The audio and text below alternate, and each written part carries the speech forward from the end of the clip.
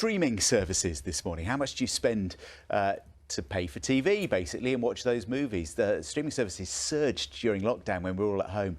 But now we're sport for choice, aren't there? So many options of different TV subscriptions on offer. But as the cost of living continues to bite, is it one thing we could save money on, cut back on? Well, this morning, Amazon has announced it is increasing the price of Prime by £1 each month from $7.99 to $8.99 from September. And Netflix has already raised its price in March to $10.99 a month. That's for their standard plan. After that, the streaming giant lost nearly 1 million subscribers worldwide between April and July. Across Britain, more than 1.5 million streaming services were cancelled just between April and June this year. Well, we're joined now by consumer affairs blogger Helen Judy. Morning to you. Really lovely to see you. Are there too many options now when it comes to subscription services? I think there are quite a few, but I think people sort of are now beginning to think it's a luxury, the cost of living crisis, something's got to go. But, you know, it's how we can save and still keep some entertainment in our lives, I think. So how can we? Yes. Well, do tell us. We're all ears. Share the secret. Yeah. Well, there are a few things. Obviously, you know, you can downgrade, you need to check the subscription, because some people still have the subscribe to streaming services that they didn't realise that they still were. A lot of planning. Look at what it is that you're actually using and actually compare.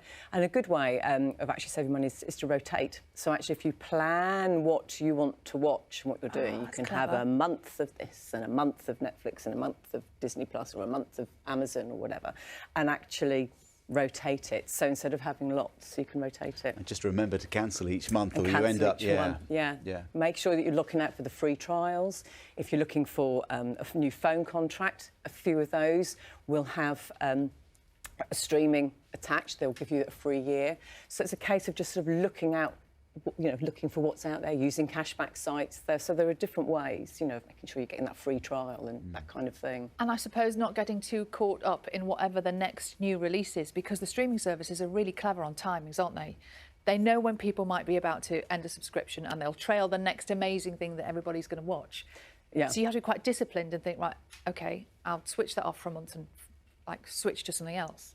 Yeah, I think it's a case of making sure that you're really planning and actually looking back at what you used, make notes of what you used. And if it takes 3 months, 6 months, actually you'll make the saving later, so that you're actually using like apps like Real Good and Just Watch, which will actually tell you the cheapest place to watch something, because I think people get into the habit of, well, I'm just flicking through Netflix and I'm just going to do this, where actually you might find something's actually on iPlayer or one of the other catch-ups, then actually quite often they're free to use. So it's about being a little bit more savvy and looking about where you can find something to watch. I wonder where we're going with all this. I wonder whether all these streaming services, as Sally was talking about, so much choice, is it sustainable? I mean, I wonder whether in the future the industry goes to fewer services, whereas only a few months ago we were thinking this was the future and it was going to be many more.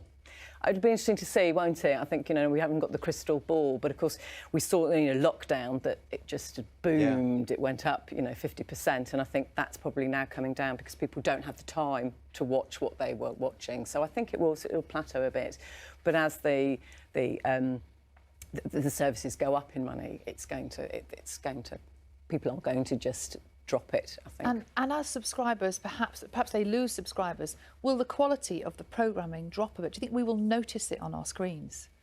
Well, that's an interesting one, isn't it? It'll be interesting to see how they do that. Probably, quite likely, but they will also want to be competitive with other services. So it'll be a tricky one for them to play out, I think. It depends how much they're getting in. I suppose it's also looking at the package deal. We were talking about a standard deal there for I think, Netflix. But, you know, sometimes there are different, you know, a family package which is cheaper than a whatever, or the exclusive deal. It's looking in the small print, isn't it, the different options. Yeah, I think you can downgrade. So for some, you might at the moment have a package with Netflix where you can download to 4 different devices, whereas actually can you streamline that yourself and just actually use one? Could you downgrade and so that you're not actually having Amazon with the free postage, but you're actually using their video service? It's a case of just, you know, can you tweak here and there? And if you're paying annually instead of monthly, you will save. You know, you might only be about £15 a year, but it's the equivalent of a couple of months. While keeping everybody in the house happy. That's tricky. Yeah. That's tricky. And then we get onto that whole shared subscription thing, don't we? And people sharing their passwords, because they're clamping down on that too. So, yeah, it's...